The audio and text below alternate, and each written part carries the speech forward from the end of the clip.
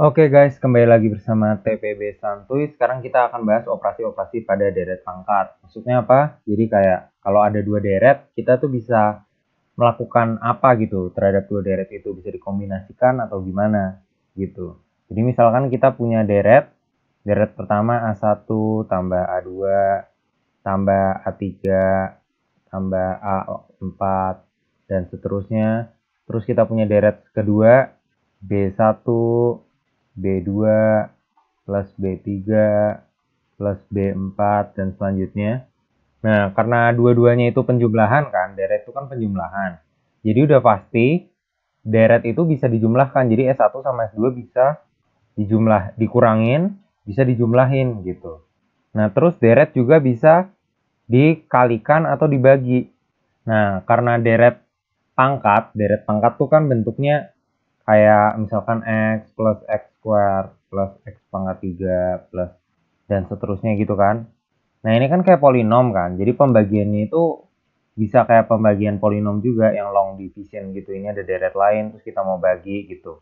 Kalau kita mau kali juga kita kali satu-satu. Jadi ini A1 dikali B1, A1 kali B2, A1 kali B3 gitu ditambah A2 kali B1, tambah A2 kali B2, tambah A2 kali B3 dan seterusnya gitu. Jadi deret bisa dikaliin dan bisa dibagi juga. Nah, apakah deret bisa diturunin dan diintegralkan? Ternyata bisa juga. Dan ternyata ini sangat berguna. Jadi kita mulai dari deret pangkat yang paling terkenal lah. 1 plus X kuadrat plus X pangkat 3 plus X pangkat 4 dan seterusnya. Nah, deret ini adalah deret geometri ternyata, ya kan? Dengan rasionya itu sama dengan X. Jadi setiap suku itu dikali X gitu kan. Nah, untuk deret geometri ini, asalkan X-nya itu kurang dari 1, rasionya kurang dari 1, maka itu dia hasilnya itu adalah, kalau dihitung sampai tak hingga, itu adalah A per 1 min R kan. Nah, A-nya itu 1, 1 min R-nya itu X. Berarti ini sama dengan 1 per 1 min X. Nah, deret ini bisa kita turunin. Jadi sebelah kiri kita turunin, sebelah kanan kita juga turunin. 1 min X kalau diturunin, jadi minus 1 min X pangkat minus 2 gitu kan. Atau minus 1 per 1 min X kuadrat.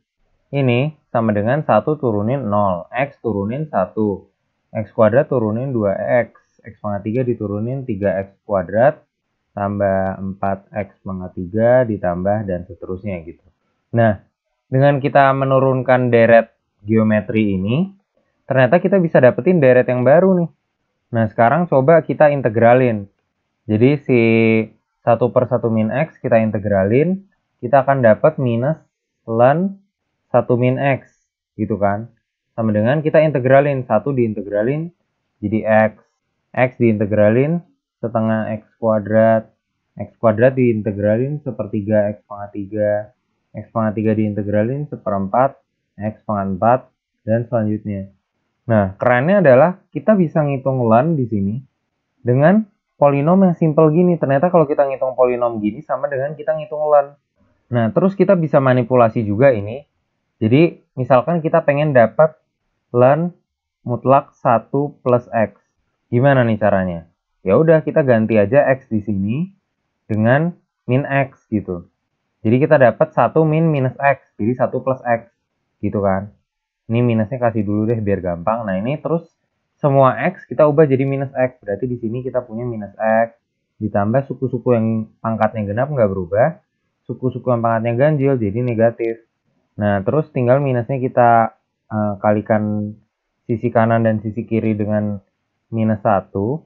Jadi kita dapat ini ln 1 plus X sama dengan X plus setengah X square ditambah sepertiga X pangkat 3 dikurangin seperempat X pangkat 4 dan seterusnya gitu. Nah, terus satu lagi nih ya, misalkan kita punya deret pangkat kayak gini. 1 ditambah 1 per 1 faktorial X ditambah 1 per 2 faktorial X square ditambah 1 per 3 faktorial X pangkat 3 dan selanjutnya. Nah, terus misalkan kita turunin nih, maka kita di sebelah kirinya kan dapat turunan kan. turunan dari fungsi Sx ini jumlahnya, itu yang sebelah kanan kita turunin deh, 1 turunin jadi 0, X turunin jadi 1. Ditambah 1/2 faktorial dikali X kuadrat diturunin, itu jadi 2X dibagi 2 faktorial, atau X dibagi 1 faktorial, ditambah ini diturunin jadi 3x kuadrat dibagi 3 faktorial atau x kuadrat dibagi 2 faktorial. Terus ya selanjutnya pasti gitu terus ya kan. Ditambah x pangkat 4 per 4 faktorial ditambah selanjutnya. Nah setelah kita turun ini, kalau dilihat ternyata sisi kanannya ini sama. 1, 1, x kuadrat per 2 faktorial, x pangkat 3 per 3 faktorial, dan selanjutnya gitu. Karena sisi kanannya sama, berarti sisi kirinya juga sama dong. Berarti si Sx, si jumlah deretnya itu sama dengan turunan dari si S itu tadi juga. Nah, fungsi apa yang sama dengan turunannya? Fungsi yang sama dengan turunannya. Itu adalah E pangkat X kan? Karena E pangkat X turunin juga jadi E pangkat X lagi. Nah, berarti di sini kita udah dapat bahwa E pangkat X itu sama dengan 1 ditambah X ditambah 1/2 faktorial X kuadrat ditambah 1/3 faktorial X pangkat 3 dan selanjutnya. Nah inilah yang dipakai sama si kalkulator buat ngitung eksponensial gitu. Dari menghitung deret ini. Nah itulah kenapa kita belajar deret pangkat. Deret pangkat itu penting banget karena dia bisa mengaproksimasi fungsi-fungsi tertentu gitu. Di pembahasan selanjutnya kita akan belajar tentang yang namanya deret Taylor dan Maclaurin. Kita akan bahas apakah kita bisa merepresentasikan fungsi ya kayak fungsi apa aja gitu dengan deret pangkat gitu. Kalau bisa enak banget gitu. Jadi kita evaluasinya dengan ngitung deret aja kalau misalnya kita pakai numerik kayak kalkulator atau komputer. Oke, sekian pembahasan kali ini. Sampai ketemu di video-video selanjutnya. Thank you udah nonton.